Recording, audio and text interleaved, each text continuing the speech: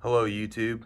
Today I want to talk to you about The E-Myth by Michael Gerber. This is a book that was recommended to me by my friend Landon. It is a book directed towards entrepreneurs, and it addresses why people become entrepreneurs, some of the problems that they face when they finally start their own business, and finally, what the solutions are to those problems. So Gerber says that basically entrepreneurs eventually they just have this feeling, this urge to start a business, and once they have it, it doesn't go away, and that's what drives them.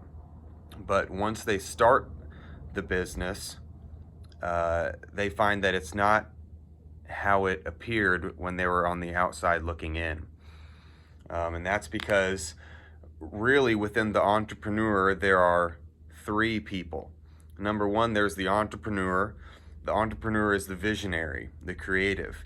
The entrepreneur lives in the future, is always thinking of new ideas. And then there's also the manager. The manager is the person who plans and organizes and craves order. And then finally, there's the technician. The technician is the person with the technical skill who tinkers and who does the actual creation of the product within the business. So for example, if you had a hot dog stand, the entrepreneur would be the person the part of you that thought of doing the hot dog stand, that has this idea of, okay, here's where I need to put it, and I'll stay open for these hours, and here's what my sign will look like, and all these exciting ideas. The technician is the part of you that knows how to make a really quality hot dog, and that a hot dog that you're passionate about, and that you think people will really like. That's the technician. The technician would also sort of tinker with the new ideas. Oh, what if I use, this kind of ketchup instead of that ketchup? And what if I make my own relish instead of buying Heinz's at the store? And then the manager is the one who is planning, the one who is organizing things, who's taking inventory, who is doing all the accounting. The problem is, each person, you might have one of these who is more dominant in you. Maybe you have a sense of it already, which one you are. But we all go through all three of these personality types, and it's only one at a time. And so that's something that you have to figure out as the entrepreneur, is how to, if you're only indulging in two of these personalities, but the third one is neglected, then your business isn't going to work. You're not going to be happy.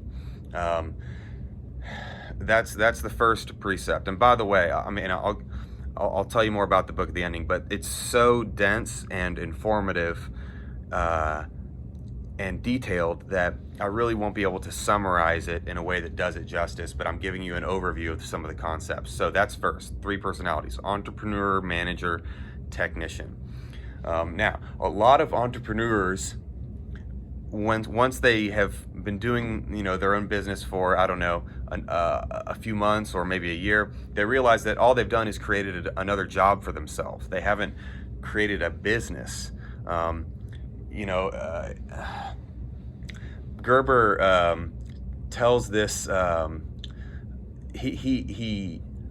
the book is done in in a format in which Gerber goes to a pie store run by this lady named Sarah, and he has a conversation with Sarah.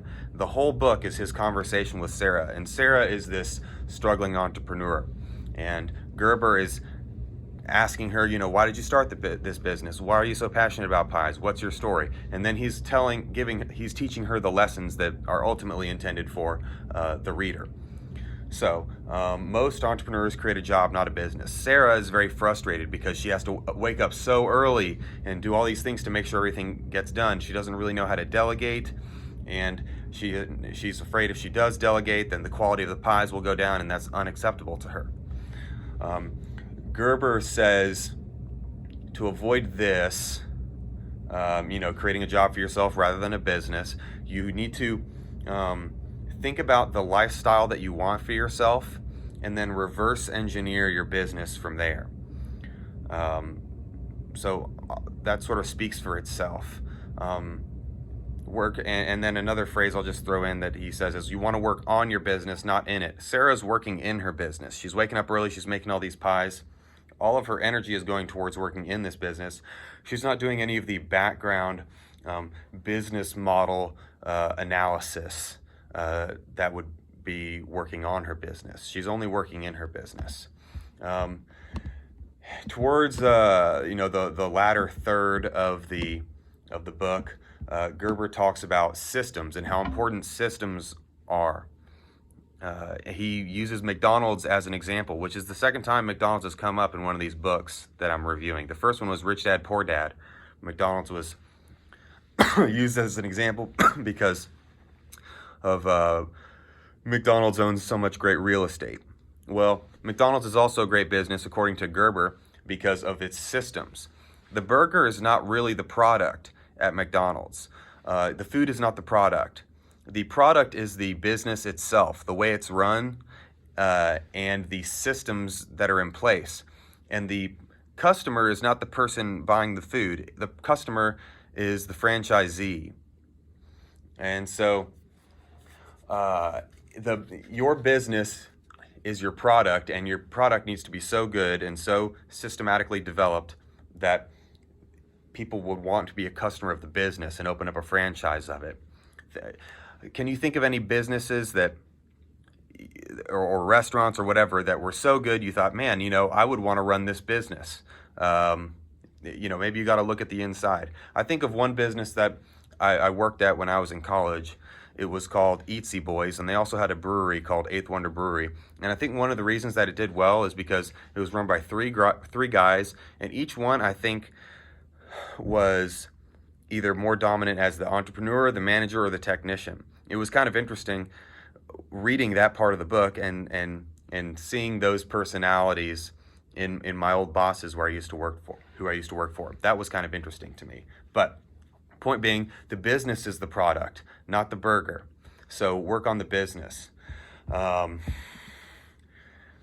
It would be impossible for me to really summarize the book in a way that did it justice. I would recommend this book to anyone who's thinking about starting a business. To me, I feel like you could avoid so much heartache by reading this before you started a business, because he really, you can empathize with Sarah, who's selling these pies and who really has a passion for this business but doesn't know how to be free of it. She's stuck running around everywhere, waking up early and working late and working in the business. She doesn't really have the energy to develop it. And then Gerber ends the book with what I would call a spiritual message, to really think about who you are, what do you want in life, what's important to you, what are your values, and that's something you need to think about before you start a business, because you need to be invested in your business in a way that gives it meaning for you, because when it means something to you, people feed off of that, and your employees will be more productive and loyal, and your customers will sense that you care, and they will appreciate that. People prefer to buy from someone who they feel like has a true passion for what they do.